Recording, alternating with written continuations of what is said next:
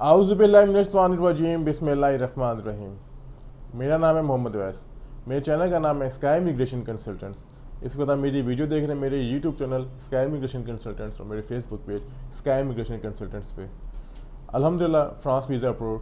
आज हम वीडियो लेकर आए हैं फ्रांस से रेलिवेंट कि फ़्रांस का वीज़ा कैसे अप्लाई कर सकते हैं, 2023 कैसे रहेगा, किन कंट्रीज़ के लिए वीज़ा अप्लाई करें तो वीज़ा इशू बेहतर रहेगी, डॉक्यूमेंटेशन कैसे पूरी करें फ़्रांस के लिए, फ्रांस का केस जमा कहाँ पर होगा, उसके साथ साथ इसकी अपॉइंटमेंट कैसे ले सकते हैं, किसका क्या क्राइटेरिया है, मैं आपको सब कुछ इस वीडियो में समझाने की कोशिश करूँगा।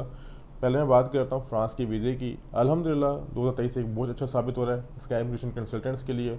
जैसे आपको पता है कि हमारे फर्स्ट वीक में अल्हम्दुलिल्लाह हमने बनाया था कि वीडियो कि हमारे 9 वीज़े अप्रूव हुए हैं यूके के इन जस्ट 5 डेज। उस पर अपील पे भी थी और दूसरे भी थे। और अल्हम्दुलिल्लाह हमारे कल भी 2 वीज़े अप्रूव हुए हैं। एक में स्टिकर लग कर आया और एक हमारी अपील अप्रूव हुई है इंडियन क्लाइंट्स की अल्हम्दुलिल्लाह, जो मैं सारा डाटा हमने अपने फेसबुक पेज पे शेयर कर दिए। अब जो मैं बात कर रहा हूँ फ्रांस की देखें, फ्रांस एक शेंजन स्टेट है। अब काफ़ी लोग कहते हैं जी कि फ्रांस वीज़ा नहीं देता। बिल्कुल आप ठीक कह रहे हैं, वीज़ा नहीं देता। वीज़ा आपको क्यों दे? उसकी वजह ये कि आपके डॉक्यूमेंट्स कंप्लीट हैं, आपके डॉक्यूमेंट्स कंप्लीट नहीं है। आप कंसल्टेंट के पास गए, कंसल्टेंट को बोला मैंने कैसे अप्लाई करना है शेंजन का, उसने अब सब नाएँ देखा ना बाएँ देखा, उसने कहा जी ले आए फ़ीस, इतनी फ़ीस है, आपको होगी तसल्ली जी 80 यूरो ही है ना वैसे की फ़ीस, कोई बात नहीं, रिस्क ही सही। तो आपने वीज़ा अप्लाई कर दिया। उससे होगा क्या? उससे आपका रिकॉर्ड ख़राब होता है और कुछ भी नहीं फ़र्क पड़ता। वीज़ा अप्लाई करें, वीज़ा देना या ना देना वीज़ा ऑफिसर का काम है, लेकिन अगर आपके डॉक्यूमेंट स्ट्रॉन्ग हैं, पोटेंशियल है, मजबूत हैं, तब वीज़ा अप्लाई करें, नहीं तो आपको अपने वीज़ा अप्लाई करने की ज़रूरत ही नहीं है। ये सबसे पहले आप खुद समझते हैं कि यार मेरी बैंक स्टेटमेंट इतनी वीक नहीं है, सॉरी इतनी वीक है, मेरे सर्कम इतने स्ट्रॉन्ग नहीं है, मेरी ट्रैवल हिस्ट्री इतनी स्ट्रॉन्ग नहीं है, मैं जाने का पर्पस क्लियर, तो आप वीज़ा अप्लाई करें ना। ये बात की है, फिर कभी करेंगे। अभी तो हम बात कर रहे हैं डॉक्यूमेंटेशन की। जिन लोगों के डॉक्यूमेंट्स हैं उस वाले डॉक्यूमेंटेशन क्या होती है, सबसे पहले आपको चाहिए होता है एक वीज़ा ऐप कवरिंग लेटर, जिसमें आपका डिटेल मेंशन हो कि आप कौन है, कहाँ से हैं, क्यों हैं, कहाँ जा रहे हैं, कब जा रहे हैं, कब आएंगे, कौन सी फ़्लाइट है, वहाँ पर क्या घूमेंगे, सारा कुछ। फिर आपका आता है travel plan, day by day आपका ट्रैवल प्लान मेंशन किया जाए कि आपका कहाँ कहाँ का टूर है, आप क्यों जा रहे हैं, कहाँ पर रुकेंगे, सारा कुछ। अगर आपकी बिजनेस मीटिंग है तो उसके रेलिवेंट, अगर आपका स्पॉन्सर तो उसके रेलिवेंट, यानी आपने अपनी पूरी डिटेल्स पे मेंशन कर देनी है। फिर आपका आ जाता है वीज़ा एप्लीकेशन फॉर्म, फिर आपके आते हैं डॉक्यूमेंटेशन चेकलिस्ट, फिर आपका आती है बैंक स्टेटमेंट। अगर आपकी बिजनेस है तो बिजनेस की बैंक स्टेटमेंट भी लगाएं, अगर पर्सनल तो पर्सनल बैंक स्टेटमेंट भी लगाएं, अगर आप जॉब कर रहे हैं तो सैलरी के डॉक्यूमेंट्स और आपकी सैलरी की बैंक स्टेटमेंट भी लगाएं। अच्छा, आपके साथ आपका आ जाएगा बैंक मेंटेनेंस सर्टिफिकेट, ठीक है।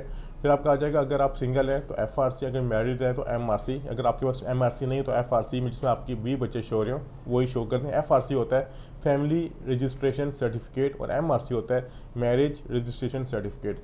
ये आपका आ गया। फिर आपके आते हैं सारे सपोर्टिंग डॉक्यूमेंट्स। सपोर्टिंग डॉक्यूमेंट्स आपकी गाड़ी के डॉक्यूमेंट्स, आपके प्रॉपर्टी के डॉक्यूमेंट्स, आपके कोई भी ऐसे कोई डॉक्यूमेंट जो आप सपोर्ट में लगाना चाहते हैं वो आप लगा सकते हैं। ये आपका आ जाएगा।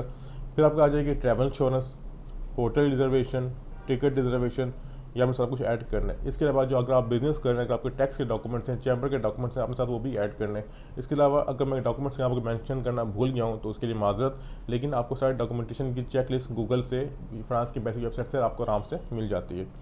ये आपका हो गया। अब आता है मेन इशू अपॉइंटमेंट कैसे लें।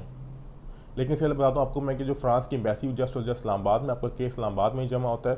आपने अपना केस वहाँ जमा कराना पड़ेगा, बेशक आप मुल्तान से हैं, चाहे कराची से हैं, चाहे मियाँ चन्नो से, आपका केस इस्लामाबाद में ही जमा होगा। इनकी कोई कॉन्सुलेट कहीं पर भी नहीं है। एज अमेरिकन एक्सप्रेस के ऑफिस हैं, सियालकोट में है, लाहौर में है, कराची में, इस्लामाबाद में।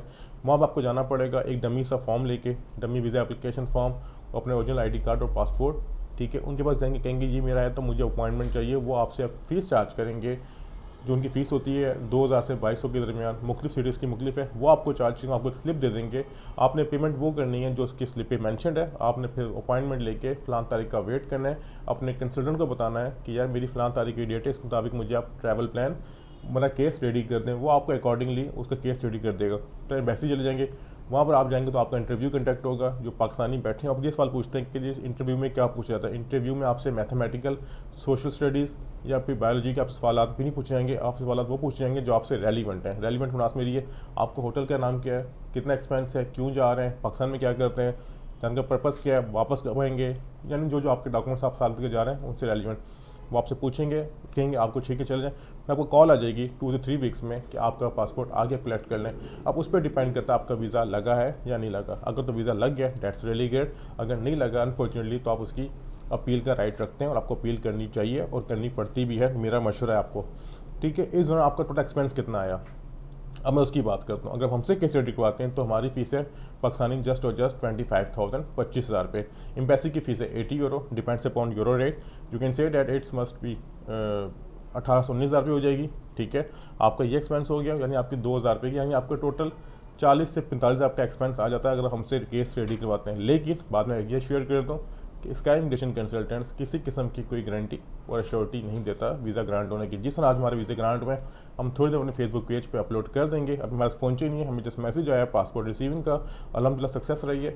लेकिन आपके बाद में क्लियर कर दूँ कि हम लोग किसी किस्म की कोई गारंटी या अश्योरिटी नहीं देते। तो ये थी आज की इन्फॉर्मेशन मैं आपसे डिस्कस करना चाह रहा था फ्रांस से रिलेटेड। इस वक्त आपके स्क्रीन पर हमारा विजिटिंग कार्ड चल रहा है, पे सारे नंबर्स गिवन है। आपको बाद में शेयर कर दूँ कि ये नंबर जो सर्विसेज के लिए हम अपनी सारी इन्फॉर्मेशन अपने यूट्यूब चैनल पे दे देते हैं ताकि आपको सारी मालूमात मिल सके, क्योंकि हमारे लिए पॉसिबल नहीं है कि हम आप हर एक बंदे को एक एक डिटेल बताएं, क्योंकि प्रॉब्लम होती है। तो काफ़ी लोग हमें कमेंट्स करते हैं ये चैनल क्यों बनाया हुआ है, फलां क्यों बनाया हुआ है, ऐसा वैसा। देखें, हम लोग ये इन्फॉर्मेशन देते हैं जिनको इन्फॉर्मेशन नहीं है, जिन्होंने काम करवाना होता है वो ऑफिस पे आ जाते हैं और डिटेल फ़ोन पे लेने के बजाय हम डायरेक्टली वाइंड अप करते हैं कि हम लोग ये सारा काम करवाना चाह रहे हैं। और हमें भी पता है कि जो लोग इन्फॉर्मेशन लेना चाह रहे हैं जस्ट और जस्ट मतलब एक सॉरी टू से एक टाइम वेस्ट करना चाह रहे हैं, तो हम उनको भी थोड़ा इग्नोर करते हैं, क्योंकि टाइम इज़ मनी। हम लोग यहाँ पर काम करने के लिए बैठे हुए हैं। मिसाल के तौर पर अगर आपने हमें फ़ीस दी पे तो आप हमसे अपना जो आपने फ़ीस की हुई उसके बदले हमसे अपना काम मांगे। हम लोग कोशिश करते हैं आपका काम फ़ौरन से फ़ौरन जल्दी से जल्द और बेहतर तरीके से अंजाम दे के आपका फॉरवर्ड कर सकें। तो ये थी आज की इन्फॉर्मेशन। आप दोबारा में लगा दो होगी बहुत जल्द कोई नई इन्फॉर्मेशन के साथ। बहुत शुक्रिया, खुदा हाफिज़।